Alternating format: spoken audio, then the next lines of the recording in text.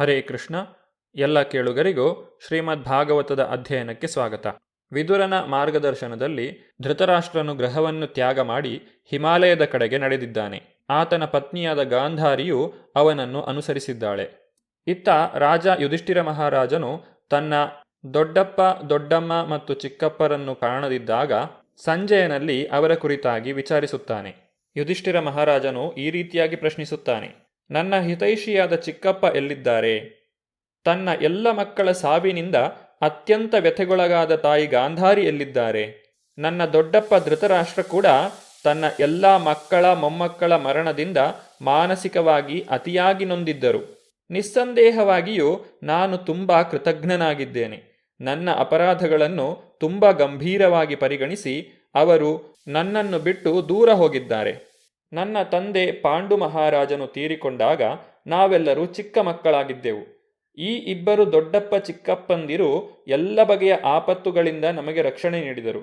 ಅವರು ಯಾವಾಗಲೂ ನಮ್ಮ ಉತ್ತಮ ಹಿತೈಷಿಗಳಾಗಿದ್ದರು. ಅವರು ಈಗ ಇಲ್ಲಿಂದ ಎಲ್ಲಿಗೆ ಹೋಗಿದ್ದಾರೆ? ಅನುಕಂಪ ಮತ್ತು ಮಾನಸಿಕ ಉದ್ವೇಗಗಳಿಂದ ತುಂಬಿದ ಸಂಜಯನು ತನ್ನ ಸ್ವಾಮಿಯಾದ ಧೃತರಾಷ್ಟ್ರನನ್ನು ಕಾಣದೆ ದುಃಖಿತನಾಗಿದ್ದನು. ಮಹಾರಾಜ ಯುಧಿಷ್ಠಿರನಿಗೆ ಸರಿಯಾಗಿ ಉತ್ತರ ಕೊಡಲು ಸಹ ಅವನಿಗೆ ಸಾಧ್ಯವಾಗಲಿಲ್ಲ. ಸಂಜಯನು ಮೊದಲು ಬುದ್ಧಿಪೂರ್ವಕವಾಗಿ ನಿಧಾನವಾಗಿ ತನ್ನ ಮನಸ್ಸನ್ನು ಸಮಾಧಾನಪಡಿಸಿಕೊಂಡನು. ನಂತರ ಆತನು ಯುಧಿಷ್ಠಿರ ಮಹಾರಾಜನನ್ನು ಕುರಿತಾಗಿ ಈ ರೀತಿ ನುಡಿದನು: ನನ್ನ ಪ್ರಿಯ ಕುರುವಂಶಜನೇ, ನಿನ್ನ ಇಬ್ಬರು ದೊಡ್ಡಪ್ಪ ಚಿಕ್ಕಪ್ಪಂದಿರ ಮತ್ತು ಗಾಂಧಾರಿಯ ಸಂಕಲ್ಪದ ಬಗ್ಗೆ ನನಗೆ ಏನೂ ಗೊತ್ತಿಲ್ಲ. ಓ ರಾಜನೇ, ನಾನು ಆ ಮಹಾತ್ಮರಿಂದ ವಂಚನೆಗೊಳಗಾಗಿದ್ದೇನೆ. ಸಂಜಯನು ಈ ರೀತಿಯಾಗಿ ನುಡಿಯುತ್ತಿರಲು ಅಲ್ಲಿ ಶ್ರೀ ನಾರದ ಮುನಿಗಳು ಕಾಣಿಸಿಕೊಂಡರು. ಮಹಾರಾಜ ಯುಧಿಷ್ಠಿರ ಮತ್ತು ಆತನ ತಮ್ಮಂದಿರು ಆಸನಗಳಿಂದ ಎದ್ದು ನಿಂತು ಪ್ರಣಾಮ ಸಲ್ಲಿಸಿ ಯುಕ್ತ ರೀತಿಯಲ್ಲಿ ನಾರದ ಮುನಿಗಳನ್ನು ಬರಮಾಡಿಕೊಂಡರು. ಯುಧಿಷ್ಠಿರ ಮಹಾರಾಜನು ನಾರದ ಮುನಿಗಳನ್ನು ತನ್ನ ದೊಡ್ಡಪ್ಪ, ದೊಡ್ಡಮ್ಮ ಮತ್ತು ಚಿಕ್ಕಪ್ಪಂದಿರ ಕುರಿತಾಗಿ ವಿಚಾರಿಸಿದನು. ಆಗ ಶ್ರೀ ನಾರದ ಮುನಿಗಳು ಈ ರೀತಿಯಾಗಿ ನುಡಿದರು: ಓ ಧರ್ಮಿಷ್ಠನಾದ ರಾಜನೇ, ಯಾರಿಗಾಗಿಯೂ ಶೋಕಿಸಬೇಡ. ಪ್ರತಿಯೊಬ್ಬರೂ ಸರ್ವಶ್ರೇಷ್ಠನಾದ ಭಗವಂತನ ನಿಯಂತ್ರಣಕ್ಕೆ ಒಳಪಟ್ಟಿದ್ದಾರೆ. ಅವನೇ ಎಲ್ಲರನ್ನೂ ಒಟ್ಟುಗೂಡಿಸುತ್ತಾನೆ ಮತ್ತು ಚದುರಿಸುತ್ತಾನೆ. ಮೂಗುದಾರ ಹಾಕುವುದರಿಂದ ಗೋವು ಹೇಗೆ ಬಂಧಿತವಾಗುತ್ತದೆಯೋ ಹಾಗೆ ಮನುಷ್ಯ ಜೀವಿಯು ನಾನಾ ಬಗೆಯ ವೇದೋಕ್ತ ಕಟ್ಟಳೆಗಳಿಂದ ಭಗವಂತನ ಶಾಸನವನ್ನು ಪಾಲಿಸಲು ಬಂಧಿತನಾಗಿರುತ್ತಾನೆ. ಆಟಗಾರನು ತನ್ನ ಮಧುರ ಇಚ್ಛೆಗೆ ಅನುಗುಣವಾಗಿ ಆಟಿಕೆಗಳನ್ನು ಜೋಡಿಸುತ್ತಾನೆ ಮತ್ತು ಬೇರ್ಪಡಿಸುತ್ತಾನೆ. ಅಂತೆಯೇ ಭಗವಂತನ ಪರಮ ಇಚ್ಛೆಯು ಮನುಷ್ಯರನ್ನು ಒಟ್ಟುಗೂಡಿಸುತ್ತದೆ ಮತ್ತು ಬೇರ್ಪಡಿಸುತ್ತದೆ. ಓ ರಾಜನೇ, ನೀನು ಆತ್ಮವನ್ನು ನಿತ್ಯತತ್ವವೆಂದೋ ಅಥವಾ ಐಹಿಕ ದೇಹವನ್ನು ನಶ್ವರವೆಂದೋ, ಎಲ್ಲವೂ ನಿರಾಕಾರ ಪರಾತ್ಪರ ಸತ್ಯದಲ್ಲಿ ಇರುವುದೆಂದೋ ಅಥವಾ ಎಲ್ಲವೂ ಜಡ ಮತ್ತು ಚೇತನಗಳ ಅನಿರ್ವಚನೀಯ ಸಂಯೋಗವೆಂದೋ ಹೇಗಾದರೂ ಪರಿಗಣಿಸು. ಎಲ್ಲ ಸನ್ನಿವೇಶಗಳಲ್ಲೂ ಮಾಯಾಮೋಹದ ಕಾರಣದಿಂದ ಅಗಲಿಕೆಯ ಭಾವಗಳು ಉಂಟಾಗುತ್ತವೆಯೇ ವಿನಃ ಹೆಚ್ಚೇನೂ ಇಲ್ಲ. ಪಂಚಭೂತಗಳಿಂದ ನಿರ್ಮಿತವಾದ ಈ ಐಹಿಕ ಸ್ಥೂಲ ಶರೀರವು ಆಗಲೇ ಶಾಶ್ವತ ಕಾಲ, ಕರ್ಮ ಮತ್ತು ತ್ರಿಗುಣಗಳ ನಿಯಂತ್ರಣಕ್ಕೆ ಒಳಪಟ್ಟಿದೆ. ಹಾಗಿರುವಾಗ ಸರ್ಪದ ದವಡೆಯಲ್ಲಿ ಸಿಲುಕಿರುವ ಅದು ಇತರರನ್ನು ಹೇಗೆ ತಾನೇ ರಕ್ಷಿಸೀತು? ಓ ರಾಜನೇ, ನಿನ್ನ ದೊಡ್ಡಪ್ಪನಾದ ಧೃತರಾಷ್ಟ್ರ, ಅವನ ತಮ್ಮನಾದ ವಿದುರ ಮತ್ತು ಧೃತರಾಷ್ಟ್ರನ ಹೆಂಡತಿಯಾದ ಗಾಂಧಾರಿ ಇವರು ಮಹರ್ಷಿಗಳ ಆಶ್ರಮಗಳಿರುವ ಹಿಮಾಲಯ ಪರ್ವತದ ದಕ್ಷಿಣ ಭಾಗಕ್ಕೆ ಹೋಗಿದ್ದಾರೆ. ಆ ಸ್ಥಳವನ್ನು ಸಪ್ತಸ್ರೋತ ಎಂದು ಕರೆಯಲಾಗಿದೆ, ಏಕೆಂದರೆ ಅಲ್ಲಿ ಪವಿತ್ರ ಗಂಗೆಯ ಪ್ರವಾಹ 7 ಶಾಖೆಗಳಾಗಿ ವಿಭಜಿತವಾಗಿದೆ. ಇದನ್ನು ಸಪ್ತ ಮಹರ್ಷಿಗಳ ತೃಪ್ತಿಗಾಗಿ ಮಾಡಲಾಗಿತ್ತು. ದಿನವೂ ಬೆಳಗ್ಗೆ, ಮಧ್ಯಾಹ್ನ, ಸಂಜೆ 3 ಹೊತ್ತು ಸ್ನಾನ ಮಾಡುತ್ತಾ ಅಗ್ನಿಹೋತ್ರಗೈಯುತ್ತಾ ನೀರನ್ನು ಮಾತ್ರ ಕುಡಿದು ಧೃತರಾಷ್ಟ್ರನು ಸಪ್ತಸ್ರೋತದ ತೀರದಲ್ಲಿ ಅಷ್ಟಾಂಗ ಯೋಗವನ್ನು ಆರಂಭಿಸುವುದರಲ್ಲಿ ಮಗ್ನನಾಗಿದ್ದಾನೆ. ಇದು ಮನಸ್ಸು ಮತ್ತು ಇಂದ್ರಿಯಗಳ ನಿಗ್ರಹಕ್ಕೆ ಸಹಾಯಕವಾಗುತ್ತದೆ. ಅಲ್ಲದೆ ಕೌಟುಂಬಿಕ ಮೋಹದ ಆಲೋಚನೆಗಳನ್ನು ಸಂಪೂರ್ಣವಾಗಿ ದೂರ ಮಾಡುತ್ತದೆ. ಯೌಗಿಕ ಆಸನವನ್ನೂ ಪ್ರಾಣಾಯಾಮವನ್ನೂ ವಶಪಡಿಸಿಕೊಂಡವನು ಪರಾತ್ಪರ ದೇವೋತ್ತಮ ಪುರುಷನತ್ತ ಇಂದ್ರಿಯಗಳನ್ನು ತಿರುಗಿಸಬಹುದು. ಆ ಮೂಲಕ ಸತ್ವ, ರಜಸ್ಸು ಮತ್ತು ತಮಸ್ಸುಗಳೆಂಬ ಐಹಿಕ ತ್ರಿಗುಣಗಳ ಕಲ್ಮಶಗಳಿಂದ ಅವನು ಅಬಾಧಿತನಾಗುವನು. ಓ ರಾಜನೇ, ಪ್ರಾಯಃ ಇಂದಿನಿಂದ 5ನೆಯ ದಿನಕ್ಕೆ ಧೃತರಾಷ್ಟ್ರನು ತನ್ನ ದೇಹವನ್ನು ತ್ಯಜಿಸುವನು. ಅವನ ದೇಹವು ಸುಟ್ಟು ಬೂದಿಯಾಗುವುದು. ಧೃತರಾಷ್ಟ್ರನು ಯೋಗಶಕ್ತಿಯ ಬೆಂಕಿಯಲ್ಲಿ ತನ್ನ ಪರ್ಣಶಾಲೆಯೊಂದಿಗೆ ಉರಿದು ಹೋಗುವನು. ಗಂಡನನ್ನು ಹೊರಗಿನಿಂದ ಗಮನಿಸುತ್ತಿರುವ ಪತಿವ್ರತೆಯು ತದೇಕ ಚಿತ್ತದಿಂದ ಬೆಂಕಿಯನ್ನು ಪ್ರವೇಶಿಸುವಳು. ವಿದುರನು ಹರ್ಷ ಮತ್ತು ಶೋಕ ಸಮನ್ವಿತನಾಗಿ ಆ ಬಳಿಕ ಪವಿತ್ರ ತೀರ್ಥಕ್ಷೇತ್ರವಾದ ಆ ಸ್ಥಳವನ್ನು ಬಿಟ್ಟು ಹೋಗುವನು. ಇಷ್ಟು ವಿಚಾರಗಳನ್ನು ತಿಳಿಸಿದ ಮೇಲೆ ಮಹರ್ಷಿಗಳಾದ ನಾರದರು ತಮ್ಮ ವೀಣೆಯೊಂದಿಗೆ ಅಂತರಿಕ್ಷಕ್ಕೆ ಏರಿದರು. ಯುಧಿಷ್ಠಿರನು ಅವರ ಉಪದೇಶವನ್ನು ಹೃದಯದಲ್ಲಿ ಇಟ್ಟುಕೊಂಡು ಎಲ್ಲ ಶೋಕಗಳಿಂದ ಹೊರಬರಲು ಸಮರ್ಥನಾದನು.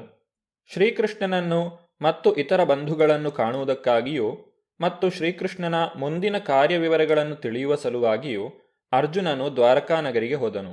ಕೆಲವು ತಿಂಗಳುಗಳು ಕಳೆದರೂ ಅರ್ಜುನನು ಹಿಂದಿರುಗಲಿಲ್ಲ. ಆಗ ಯುಧಿಷ್ಠಿರ ಮಹಾರಾಜನು ಕೆಲವು ಅಪಶಕುನಗಳನ್ನು ಕಂಡನು. ಅವು ಬಹಳ ಭಯಂಕರವಾಗಿದ್ದವು. ಒಂದೇ ರೀತಿಯಾಗಿದ್ದ ಕಾಲದ ಗತಿಯು ಬದಲಾವಣೆಯಾದದ್ದು ಬಹಳ ಭೀಕರ ಎಂದು ಅವನಿಗನಿಸಿತು. ಋತುಚಲನೆಯ ಕ್ರಮದಲ್ಲಿ ತುಂಬ ಏರಿಳಿತವಾಗಿತ್ತು. ಜನಸಾಮಾನ್ಯರು ತುಂಬ ಲೋಭಿಗಳು, ಕೋಪಿಷ್ಠರು, ವಂಚಕರೂ ಆಗತೊಡಗಿದ್ದರು. ಜೀವನೋಪಾಯಕ್ಕಾಗಿ ಸಲ್ಲದ ಮಾರ್ಗಗಳನ್ನು ಅನುಸರಿಸತೊಡಗಿದ್ದರು. ಇದನ್ನು ಯುಧಿಷ್ಠಿರನು ಗಮನಿಸಿದನು. ಸ್ನೇಹಿತರ ಮಧ್ಯೆ ನಡೆಯುವ ಸಾಮಾನ್ಯ ವ್ಯವಹಾರಗಳು ಕೂಡ ವಂಚನೆಯಿಂದ ದೂಷಿತವಾದವು. ತಂದೆ, ತಾಯಿ, ಮಕ್ಕಳು, ಬಂಧುಮಿತ್ರರು, ಸೋದರರ ನಡುವೆ ಸಂಸಾರ ವ್ಯವಹಾರದ ವಿಷಯವಾಗಿ ಮನಸ್ತಾಪ ತಲೆದೋರಿದವು. ಪತಿಪತ್ನಿಯರ ನಡುವೆಯೇ ಸದಾ ಕಲಹ, ಅಶಾಂತಿ ಕಾಣಿಸಿಕೊಂಡವು. ಕಾಲ ಕಳೆದಂತೆ ಜನಸಾಮಾನ್ಯರು ಲೋಭ, ಕ್ರೋಧ, ಗರ್ವ ಮುಂತಾದ ದುರ್ಗುಣಗಳಿಗೆ ಒಳಗಾದರು. ಈ ಎಲ್ಲ ಶಕುನಗಳನ್ನು ಗಮನಿಸಿದ ಯುಧಿಷ್ಠಿರನು ತನ್ನ ತಮ್ಮನಾದ ಭೀಮಸೇನನಿಗೆ ಈ ರೀತಿಯಾಗಿ ಹೇಳಿದನು. ಭೀಮಸೇನ, ಸ್ನೇಹಿತರನ್ನು ಕಾಣಲು ಮತ್ತು ದೇವೋತ್ತಮ ಪುರುಷನಾದ ಶ್ರೀಕೃಷ್ಣನ ಕಾರ್ಯವಿವರಗಳನ್ನು ತಿಳಿಯಲು ನಾನು ಅರ್ಜುನನನ್ನು ದ್ವಾರಕೆಗೆ ಕಳುಹಿಸಿದೆ. ಅವನು ಹೋಗಿ 7 ತಿಂಗಳು ಕಳೆದವು, ಇನ್ನೂ ಬಂದಿಲ್ಲ. ವಾಸ್ತವವಾಗಿ ಅಲ್ಲಿಯ ವಿಷಯಗಳು ಏನೋ ನನಗೆ ತಿಳಿಯುತ್ತಿಲ್ಲ. ಶ್ರೀ ನಾರದ ಮುನಿಗಳು ಹೇಳಿರುವಂತೆ ಶ್ರೀಕೃಷ್ಣನೇನಾದರೂ ತನ್ನ ಭೂಲೋಕದ ಲೀಲೆಗಳನ್ನು ಮುಗಿಸುತ್ತಿದ್ದಾನೋ? ಈಗಾಗಲೇ ಆ ಕಾಲ ಬಂದು ಹೋಯಿತೇ? ನಾವು ಪಡೆದಿರುವಂತಹ ಸಂಪತ್ತು, ಶತ್ರುಗಳ ವಿರುದ್ಧ ಸಾಧಿಸಿರುವ ವಿಜಯ ಮತ್ತು ಉತ್ತಮ ಲೋಕಗಳ ಪ್ರಾಪ್ತಿ ಇವೆಲ್ಲವೂ ಕೂಡ ಶ್ರೀಕೃಷ್ಣನಿಂದಾಗಿಯೇ ಸಂಭವವಾಗಿದೆ.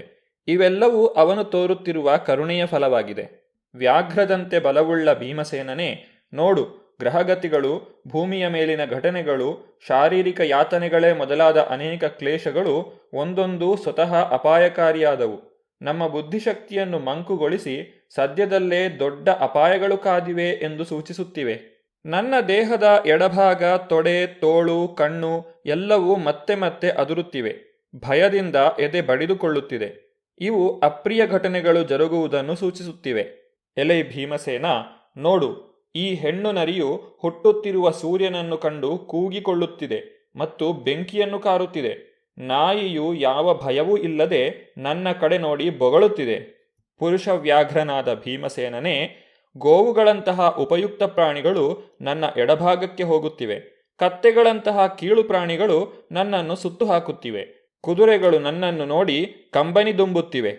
ಅದೋ ನೋಡು, ಈ ಪಾರಿವಾಳ ಯಮನ ದೂತನಂತಿದೆ. ಗೂಬೆಗಳ ಕೂಗಿನಿಂದ, ಅವುಗಳ ವೈರಿಗಳಾದ ಕಾಗೆಗಳ ಕೂಗಿನಿಂದ ನನ್ನ ಎದೆ ತಲ್ಲಣಿಸುತ್ತಿದೆ. ಇಡೀ ವಿಶ್ವವೇ ಬರಿದಾಗಬೇಕೆಂದು ಅವು ಬಯಸುವಂತಿದೆ. ಸ್ವಲ್ಪ ನೋಡು, ಹೊಗೆ ಹೇಗೆ ದಿಕ್ಕುಗಳನ್ನು ಸುತ್ತುವರಿದಿದೆ. ನೆಲ, ಬೆಟ್ಟಗಳು ಕಂಪಿಸುವಂತೆ ಕಾಣುತ್ತಿವೆ. ಮೋಡವಿಲ್ಲದೆಯೇ ಗುಡುಗಿನ ದನಿ ಕೇಳುತ್ತಿದೆ. ನೀಲಾಕಾಶದಿಂದ ಮಿಂಚು ಹಾಯುತ್ತಿವೆ. ಎಲ್ಲ ಕಡೆ ಧೂಳು ಕವಿಯುತ್ತಾ, ಕತ್ತಲೆಯನ್ನು ಹಬ್ಬಿಸುತ್ತಾ ಗಾಳಿ ಭಯಂಕರವಾಗಿ ಬೀಸುತ್ತಿದೆ. ಮೋಡಗಳು ವಿನಾಶಕಾರಿಯಾಗಿ ಮಳೆ ಸುರಿಸುತ್ತಿವೆ. ಸೂರ್ಯನ ಪ್ರಭೆ ಇಳಿಮುಖವಾಗುತ್ತಿದೆ. ನಕ್ಷತ್ರಗಳು ಪರಸ್ಪರ ಘರ್ಷಿಸುವಂತಿವೆ. ದಿಕ್ಕುಗೆಟ್ಟ ಜೀವಿಗಳು ಉರಿಹತ್ತಿ ಅಳುತ್ತಿರುವಂತೆ ಕಾಣುತ್ತಿದೆ. ನದಿಗಳು, ತೊರೆಗಳು, ಕೊಳಗಳು, ಜಲಾಶಯಗಳು ಮತ್ತು ಜನರ ಮನಸ್ಸು ಎಲ್ಲವೂ ಕ್ಷೋಭೆಗೊಂಡಿದೆ. ತುಪ್ಪವು ಉರಿಯನ್ನು ಉದ್ದೀಪಿಸುತ್ತಿಲ್ಲ. ಇದೇನು? ಯಾಕೆ ಕಾಲ ಹೀಗೆ ವಿಚಿತ್ರವಾಗಿದೆ? ಮುಂದೆ ಏನಾಗುತ್ತದೆಯೋ? ಕರುಗಳು ಹಸುಗಳ ಮೊಲೆಯುಣ್ಣುತ್ತಿಲ್ಲ. ಹಸುಗಳು ಹಾಲುಗೆರೆಯುತ್ತಲೂ ಇಲ್ಲ. ಅವು ಕಂಬನಿ ದುಂಬಿ ರೋದಿಸುತ್ತಾ ನಿಂತಿವೆ. ಎತ್ತುಗಳಿಗೆ ಹುಲ್ಲುಗಾವಲಿನಲ್ಲಿ ಆಸಕ್ತಿಯೇ ತಪ್ಪಿದೆ. ಲೋಕದ ಈ ಎಲ್ಲ ಏರುಪೇರುಗಳು ಜಗತ್ತಿನ ಸೌಭಾಗ್ಯಕ್ಕೆ ಏನೋ ಹಾನಿ ಒದಗುವುದನ್ನು ಸೂಚಿಸುತ್ತಿವೆ. ಈ ಲೋಕ ಭಗವಂತನ ಪಾದಕಮಲಗಳನ್ನು ಹೊತ್ತು ಭಾಗ್ಯಶಾಲಿಯಾಗಿತ್ತು. ಇನ್ನು ಮುಂದೆ ಹಾಗೆ ಇರಲಾರದು ಎಂಬುದನ್ನು ಈ ಶಕುನಗಳು ಧ್ವನಿಸುತ್ತಿವೆ. ಭೂಮಿಯ ಮೇಲೆ ಕಾಣಿಸಿದ ಅಪಶಕುನಗಳನ್ನು ನೋಡಿ ರಾಜ ಯುಧಿಷ್ಠಿರನು ತನ್ನಷ್ಟಕ್ಕೆ ಹೀಗೆ ಚಿಂತಿಸುತ್ತಿರುವಾಗ ಅರ್ಜುನನು ದ್ವಾರಕೆಯಿಂದ ಹಿಂದಿರುಗಿದನು.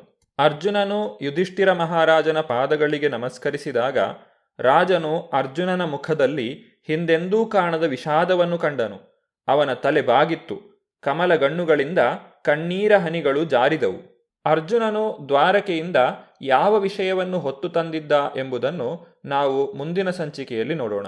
ಧನ್ಯವಾದಗಳು. ಹರೇ ಕೃಷ್ಣ.